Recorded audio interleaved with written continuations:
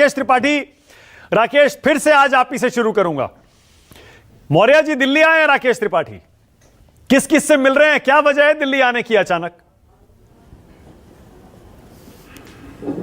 देखिए, मुझे लगता है मानक जी आपने स्वयं बताया है दर्शकों को कि केशव प्रसाद मौर्य जी कोई पहली बार दिल्ली नहीं आए हैं, दिल्ली आते रहते हैं। और आपके दर्शकों के जानकारी के लिए, क्योंकि देश भर के दर्शक आपके देख रहे हैं, उत्तर प्रदेश की सीमा हमारे दिल्ली बीजेपी कार्यालय के 15 किलोमीटर पहले तक लगती है। तो भारतीय जनता पार्टी की सरकार उत्तर प्रदेश में है, उत्तर प्रदेश के उप मुख्यमंत्री हैं, तो वहां तक सरकार है, तो उत्तर प्रदेश में प्रवास करते रहते हैं और दिल्ली कार्यालय जाकर के केंद्रीय नेतृत्व का मार्गदर्शन भी लेते रहते हैं। ये कोई नई बात नहीं है। केंद्रीय नेताओं से मिलना, उनसे परामर्श करना, उनका मार्गदर्शन प्राप्त करना, इसमें कोई नई बात नहीं है। मीडिया के लिए हो सकता है कि कुछ चर्चाओं का एक मसाला मिल सकता है, कुछ सिगुफे के आधार पर किए जा सकते हैं और विपक्ष के बाछे से खिल सकती है, क्योंकि विपक्ष लगातार इस मंशा के साथ बैठा रहता है कि कुछ उत्तर प्रदेश में हो और हमको अवसर मिल जाए। लेकिन ऐसा कोई अवसर मिलने वाला नहीं है। 37 वर्षों के बाद हमने सरकार रिपीट की है। ये सरकार भी 5 वर्ष का अपना कार्यकाल पूरा करेगी और इसके बाद तीसरी बार फिर उत्तर प्रदेश में भारतीय जनता पार्टी की सरकार बनेगी। ठीक है राकेश, आप सही कह रहे हैं, मौर्य जी दिल्ली आते रहते हैं, कोई दिक्कत नहीं है उसमें। लेकिन लखनऊ की बैठक में जो उन्होंने इतना बड़ा बयान दिया, संगठन सरकार से बड़ा होता है, जिसका कल आपने विश्लेषण भी किया, काफी बचाव किया आपने उस बयान का। उसके बाद उनका दिल्ली आना, फिर आपके एमएलसी देवेंद्र प्रताप सिंह की चिट्ठी, फिर संजय निषाद का बयान, ये सब जोड़ के देखा जाएगा और ये माना जाएगा कि यूपी बीजेपी में कुछ तो चल रहा है। राकेश, देखिए, मुझे लगता है कि जोड़ करके देखेंगे तो आपको एक बात स्पष्ट समझ में आएगी कि भारतीय जनता पार्टी लोकलाज से चलती है, लोक सरोकार से चलती है, परस्पर समन्वय करके चलती है, सबकी बातों को सुन करके चलती है। कोई अहंकार के आधार पर, एकला चलो के आधार पर, तानाशाही प्रवृत्ति से नहीं चलती है। अगर कहीं किसी प्रकार की समस्याएं दिखाई पड़ रही हैं जनप्रतिनिधि को या जनता को या मीडिया को, आप भी अगर समस्याओं को दिखाते हैं प्रमुखता से, तो उसको सरकार संज्ञान में लेती है और सरकार उसके आधार पर निर्णयों में संशोधन करने का काम करती है। मुझे लगता है कि किसी भी सरकार के लिए, जवाबदेह सरकार के लिए यह आवश्यक हो कि अगर कोई सवाल उठाया जा रहा है तो जवाबदेह सरकार उसका जवाब तलाशे, और जवाब तलाशने के लिए अगर कुछ संशोधन करने की आवश्यकता हो तो संशोधन भी किए जाए। शिक्षकों की भर्ती को लेकर के जो देवेंद्र प्रताप सिंह जी ने चिट्ठी लिखी थी, सरकार ने उसका संज्ञान भी लिया है। शिक्षकों की तमाम समस्याओं को लेकर के उनके प्रतिनिधिमंडल भी अलग अलग स्थानों पर मिल रहे थे। पहले भी मुख्यमंत्री जी ने इसको लेकर के निर्देश किया था कि शिक्षक संगठनों के साथ अधिकारी बातचीत करके, संवाद करके उनका समाधान करें, और उसके बाद उन्होंने स्वयं हस्तक्षेप करके इसको 2 महीने के लिए स्थगित करने का काम किया है। और साथ में निर्णय किया है कि इस पर बैठ करके शिक्षकों के साथ संवाद करिए, उनकी समस्याएं क्या है उसको समाधान करके एक समेकित नीति बनाइए। जहां तक बुलडोजर को लेकर के संजय निषाद ने जो सवाल उठाए थे, देखिए संजय निषाद जी हो या कोई हो, सवाल अगर उठा रहा है तो उस सवालों को हम निश्चित तौर पर गंभीरता से लेते हैं, और कहीं भी अगर कुछ गलत हो रहा है तो निश्चित तौर पर वो रोका जाएगा, उसको रेक्टिफाई किया जाएगा, उसको सही करने का काम किया जाएगा। यह सरकार कोई तानाशाही प्रवृत्ति की सरकार नहीं है कि मनमाने पूर्ण तरीके से एकला चलो, जो तय कर दिया वो तय कर दिया, उससे हम पीछे नहीं हटने वाले हैं। लोकलाज के लिए, लोक सरोकार के लिए पीछे हटना होगा तो हम 10 बार पीछे हटेंगे। ओके, लेकिन राकेश, बुलडोजर पर अगर आप पीछे हटे हैं, बड़ी बात है। अब से पहले बुलडोजर आपने अपनी सरकार के कामकाज का एक प्रतीक बना लिया था, सिंबल बना लिया था कि हम आयरन हैंड से रूल करते हैं, हम कड़ा प्रशासन करते हैं, हम किसी की दबाव में नहीं आते हैं। बुलडोजर पर अगर आपने कदम पीछे खींचे हैं, इसका मतलब लोकसभा चुनाव के नतीजों के बाद कुछ रणनीति, कुछ तो बदल रहा है। राकेश, नहीं, देखिए, बुलडोजर पर कदम पीछे खींचे ऐसा नहीं है।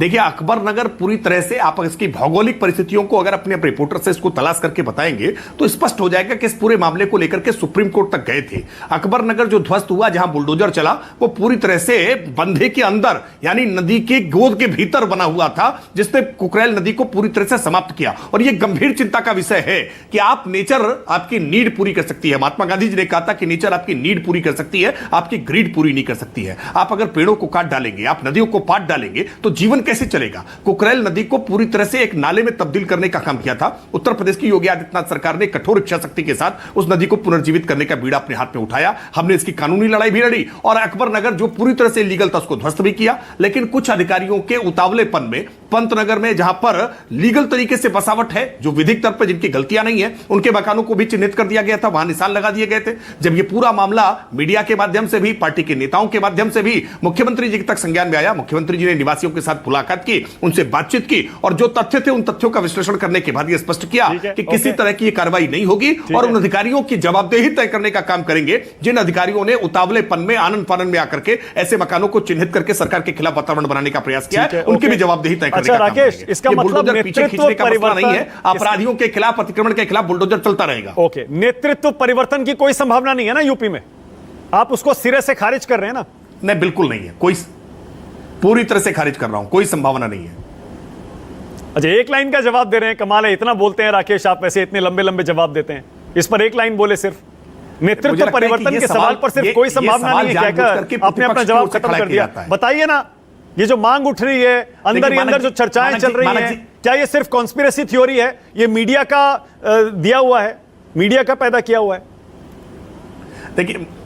देखिए मानक जी, मैं आपको वर्ष 2017 की याद दिलाऊंगा, जब फरवरी 2017 में भारतीय जनता पार्टी की उत्तर प्रदेश में प्रचंड बहुमत के साथ सरकार बनी थी। सरकार बनने के साथ ही मीडिया के एक सेक्शन में विपक्ष के द्वारा ये लगातार सवाल खड़े किए जाने लगे थे कि उत्तर प्रदेश के मुख्यमंत्री योगी आदित्यनाथ जी लंबे समय तक मुख्यमंत्री नहीं रहेंगे, नेतृत्व परिवर्तन हो जाएगा, 3 महीने बाद हो जाएगा, 6 महीने बाद हो जाएगा। यह सवाल बार बार विपक्ष उठाता रहा है और विपक्ष के साथ कई बार इसको लेकर के मीडिया भी सवाल खड़े करती रही है। यह बात जानबूझ करके प्लांट की जाती है, यह प्रश्रय इसको देने के लिए एक पूरी लॉबी काम करती है। लेकिन ये वो यूपीए की सरकारी नहीं है जहां मीडिया तय कर देती थी कि कौन मंत्री बनेगा, कौन सा विभाग किसको मिलेगा। अब यहां मीडिया नहीं तय करेगी और ना विपक्ष तय करेगा, भारतीय जनता पार्टी के निर्णय भारतीय जनता पार्टी तय करेगी। और भारतीय जनता पार्टी ने अभी इस संदर्भ में किसी प्रकार का ना निर्णय करने का कोई मन बनाया है, ना किसी प्रकार की कोई सुबगाहट है। ये पूरी तरह से कोरी बकवास है। ओके, मतलब केशव प्रसाद मौर्य का दावा नहीं है ना मुख्यमंत्री की कुर्सी पर? नहीं, अगर आपसे दावा उन्होंने किया हो तो मुझे जरूर दिखाइएगा। मैंने ऐसा कोई दावा देखा सुना नहीं है। यह दावा अखिलेश यादव जी की तरफ से किया जाता है, यह दावा कांग्रेस पार्टी की तरफ से किया जाता है, यह दावा कुछ स्वयंभू पत्रकारों की ओर से किया जाता है। लेकिन यह दावा ना कभी केशव प्रसाद मौर्य की ओर से किया गया है, न यह दावा कभी केंद्रीय नेतृत्व की ओर से किया गया है, ना इस तरह की कोई आशंका उत्तर प्रदेश के मुख्यमंत्री योगी आदित्यनाथ जी ने जताई है। ठीक है, मतलब ये सिर्फ मीडिया का क्रिएशन है कि यूपी की बीजेपी में कुछ चल रहा है, कुछ बड़ा होने वाला है, ये सब मतलब इसमें कुछ दम नहीं है, कुछ नहीं हो रहा है बीजेपी में वहां? नहीं, ये केवल मीडिया नहीं है, इसमें विपक्ष भी साथ मिला होता है। विपक्ष के भी कुछ लोग हैं जो साथ में मिलकर के इसके लिए एफर्ट करते हैं, प्रयास करते हैं, स्टोरी बनाने का प्रयास करते हैं, उसमें तमाम मसाले डालने का प्रयास करते हैं। विपक्ष भी इसमें साथ मिलता है, कुछ पत्रकार भी साथ मिलते हैं। राकेश, लेकिन ये तो चिंता की बात है। प्रयास बार-बार, तो ये राकेश कहना चाहिए था, नहीं यूपी बीजेपी में बहुत कुछ चल रहा है, लोकसभा चुनाव में हार के बाद अपनी रणनीति हम बदल रहे हैं, अगला चुनाव भी जीतना है, 10 सीटें भी जीतनी है, बहुत तैयारी है। आप कह रहे हैं कुछ नहीं चल रहा है? नहीं, बिल्कुल चल रहा है। इस समय वृक्षारोपण का अभियान चल रहा है, एक पेड़ मां के नाम लगाने के लिए बड़ा अभियान चल रहा है। इसके बाद अभी अभियान चलने वाला है, सदस्यता का एक बड़ा अभियान चलने वाला है। संगठनात्मक गतिविधियां लगातार, अभी हमने प्रदेश कार्य समिति खत्म की है, अब हम जिलों की कार्य समिति करेंगे, क्षेत्रीय कार्य समिति करेंगे, मंडल की कार्य समिति करेंगे, भारतीय जनता पार्टी की कार्यकर्ताओं को और मजबूत करेंगे। जो लोकसभा के चुनाव में अपेक्षित परिणाम नहीं आया है, उसको कैसे उपचुनाव में और फिर आने वाले विधानसभा चुनाव में हम कैसे पराजय को अपनी जय में तब्दील करने का काम करेंगे। भाजपा के कार्यकर्ता। अच्छा, एक सवाल और, ओके, इस पराजय की जिम्मेदारी किसको लेनी चाहिए, ये जो यूपी में आपको मिली है? योगी को, मोदी को, योगी मोदी को, या फिर वही जो आपका एक पुराना जवाब होता है मिली जुली सबकी जिम्मेदारी है? देखिए, भारतीय जनता पार्टी की कार्यपद्धति को आप देखेंगे तो भारतीय जनता पार्टी की कार्यपद्धति में सामूहिकता के आधार पर निर्णय करते हैं। तो जो भी निर्णय होता है वो सब सामूहिकता का होता है। सामूहिकता से ही हमने टिकट तय किए हैं, सामूहिकता से हमने रणनीति बनाई है, सामूहिकता के साथ हमने प्रचार किया है, सामूहिकता के साथ ही परिणाम है। और इसको सामूहिकता के साथ ही देखा जाएगा, समग्रता के साथ ही देखा जाएगा। नहीं, लेकिन अरे चेहरा तो सरकार का इस बार लोकसभा के चुनाव में एक ही था, आप समझ रहे हैं?